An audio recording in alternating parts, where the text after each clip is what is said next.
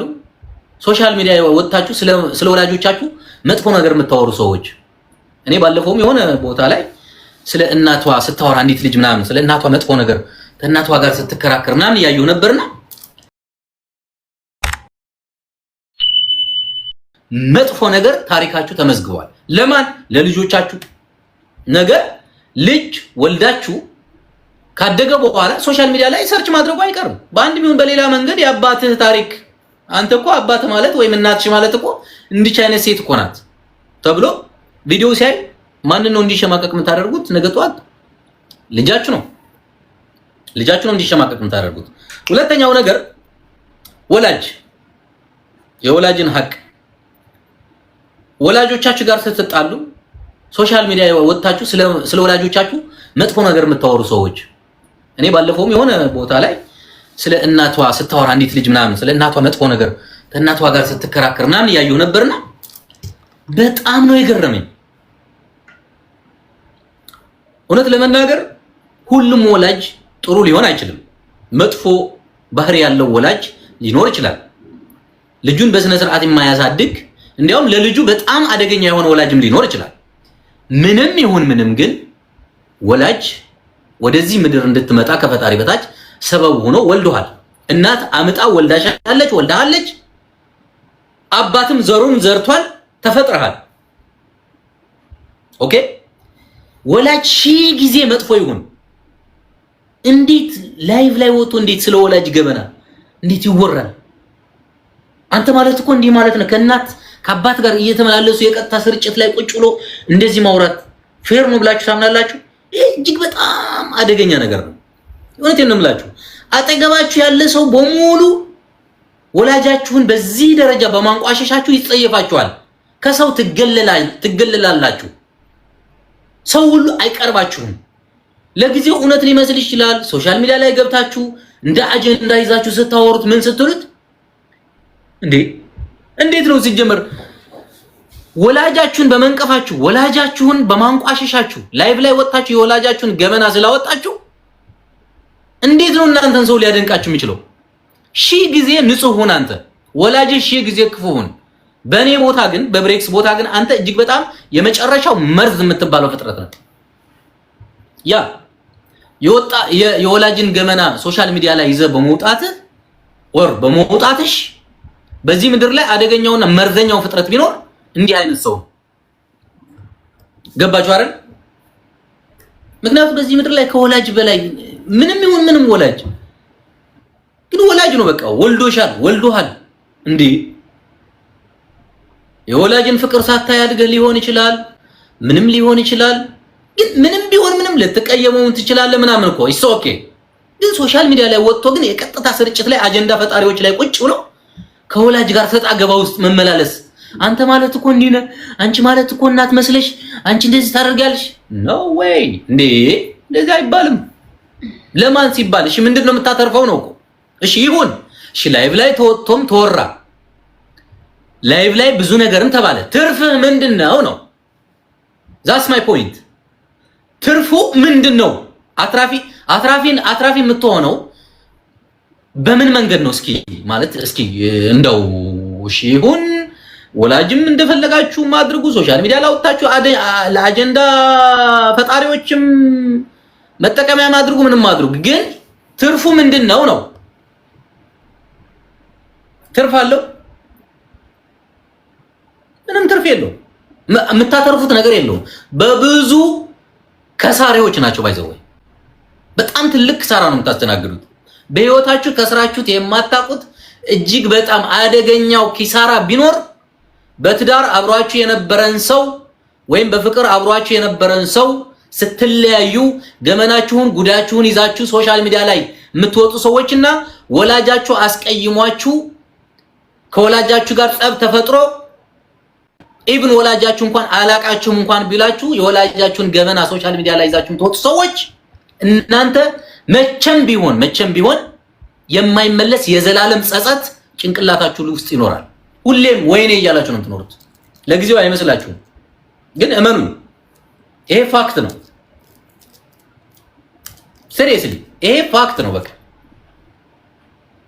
በህይወታችሁ ውስጥ ከስራችሁት የማታውቁት ትልቁ ኪሳራ ማለት ይሄ ነው። ሰው እንትቡ ያናስ በሽምግልና ያዙት። እንትቡ የምታወሪው ነገር ካለ እስካሁን ለፈለው እኔም አልደግፍ ማለት ሴት የባሏ ገመና ስምትይው እህቴ ሴት እሺ ባልሽ እሺ በጣም ብዙ ወንጀሎች አሉት እንበል። በቃ የባልሽ ብዙ ወንጀል አለ። ትልቁ ፖይንት አንቺ የባልሽ ወንጀል ሶሻል ሚዲያ ላይ ይዘሽ መውጣትሽ ምንድነው መፍትሄ የምታገኘው ነው የኔ ጥያቄ። አሁን ባሌ እንደዚህ በደለኝ፣ ባሌ እንደዚህ አደረገኝ ምናምን ያ اخي በድለሽ ሆነ ችግር ካለ በህግ መንገድ ሄጂና ህግ የሚገባውን ቅጣት እንዲቀጣው በህግ ተከታታይ። ኦኬ በደል ደርሶብሽ ከሆነ ነው እያልኩ ያለሁት። በደል ካለ በጣም እጅግ በጣም አደገኛ የሆነ በደል ካለ ከተበደልሽ ህግ ነው ሊዳኝሽ የሚገባው። ኦር ሽማግሌ ነው ሊዳኝሽ የሚገባው። ቲክቶክ ላይ ያለ ማህበረሰብ መጥቶ ሊዳኝሽ ነው እንዴ? ቲክቶክ ላይ ይዘሽ የምትወጪው ነውሩ። እኛ ስለ ነውር ነው እያወራን ያለ ነው። ባይዘወይ ስለ ነውር ብቻም ሳይሆን ሶሻል ሚዲያ ላይ ከተጣላችሁ በኋላ የሆነ ነገር ሀፕን ካደረገ በኋላ ስለመጣላታችሁ ሶሻል ሚዲያ ላይ ወጣችሁ የምታወርቱን ነው እንጂ ሰው እየተበደለማ ዝም ማለት የለበትም። ኦፍ ኮርስ እንዴ ግን ስትበደል በህግ መንገድ ነው ማውራት መሄድ ያለብህ ነው።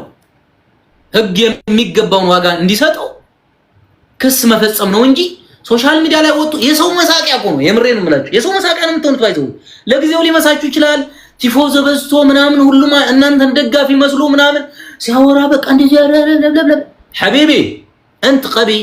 በነገራችን ላይ ከሳምንት በኋላ ከዛ አጀንዳ ከሳምንት በኋላ ማንንም ያስታውስ ፍጥረት የለም።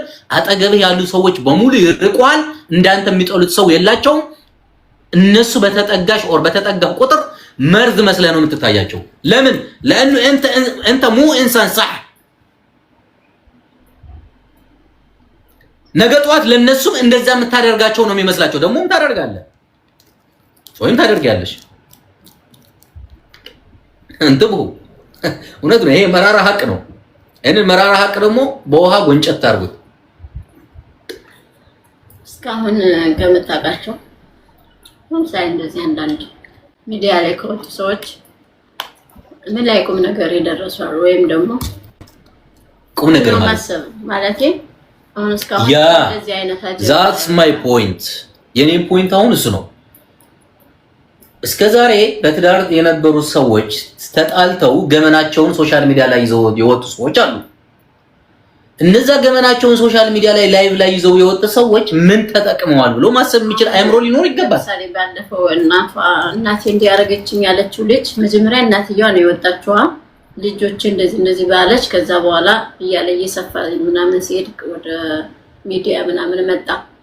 ከዛ በኋላ ሴትየዋ እንደገና ልጆችን አትናገሩብኝ ምናምን አለች። ያን የልጆቿን እንትን ያወራች እሷ ናት። ለምሳሌ ልጆች እንዲህ ነው ይደበድቡኛል፣ እንዲህ ያርጉኛል፣ ያንቁኛል፣ ምግብ አይሰጡኝም ምናምን ያለች ነበረ። እሺ ወላጅ እንደዛ ይላል አይደል? እንደዛ አለች። ልጆቹም ደግሞ ወንድ እያመጣች እንዴት አስደርግ ነበር ይናያት ነበር። እሺ ልክ ነው። ይሄ ልክ አይደለም፣ የተሳሳተ ነገር ነው። የሆነ ጥፋት ቢኖር እንኳን ልጆችም ከሆኑ በሽማግሌ እናትም ደግሞ መጠየቅ አለባት። ማለቴ ከአጥፍታም ከሆነ የጥፋቷን ልጆቿን በድላ በመሰረቱ እናትየዋ መጨረሻ ላይ የሆነ እንትን ስትቀር በቃ ልጆችን እንደዚህ አትናገሩብኝ፣ በየንትኑ ፎቶቸውን አትለጥፉ፣ ስትለጥፉ ይከፋኛል፣ አትናገሩብኝ አለች። ኦፍ ኮርስ ይከፋታል። እንደዛ የተባለው ሚዲያ ላይ ባይመጡ ኑሮ እንደዛ ከዛ አይደርሱም ልልፈልቂ ነው። ሁላቸውም እና ሽማግሌ የሚባለው በመሰረቱ ከኛ ሀገር እኮ ከህግም በላይ እኮ ወላጆቻችን እኮ ምንድነው እንደው በነፍስ መጠፋፋት ራሱ ከባድ ችግር ውስጥ የገቡ ሰዎች እኮ ያስታርቃሉ። አይደለም እንዴ? አይደለም የተጣላ ሰው አይደለም ወላጅና ልጅ ተጣልቶ ይቅርና ሌላም ነገር ቢፈጠር ሽማግሌ የማይመልሰው ነገር የለም። በእውነቱ ሽማግሌ የሚባለው ነገር ምንድነው? ሽማግሌ ብዙ ነገር ማስተካከል ይችላሉ እኮ። እንደው በሽማግሌ ራሱ አልስተካከል ቢባል በቃ ለፈጣሪ ሰጥቶ ዝም ማለት። ግን ሐቢቢ انت ايش يعني مثلا የእናትህ ገመና የአባትህ ገመና የፍቅረኛሽ ገበና እኔ ጋር ይዘሽ ብትመጪ እኔ ጋር እዚህ ቁጭ ብለሽ ላይቭ ላይ ብታወሪው ምንድነው ትርጉሙ? ምንድነው የምትጠቀሚው ነው? ብሬክስ ምን ያደርግልሻል? ምን ይሰራልሻል? የሚሰራው ነገር አለ? ምንም የሚሰራው ነገር የለም እንዴ። ከማህበረሰቡ ጋር እዚህ ጋር ስቄ ምናምን ሙድ ይዤ ምናምን ነገር በቃ አጀንዳዬን ፈጥሬ እሄድልሃለሁ። ቻው ቡክራን ነገ መጣ የሆነ ነገር አድርግ ብትለኝ ይተኸልኝ አና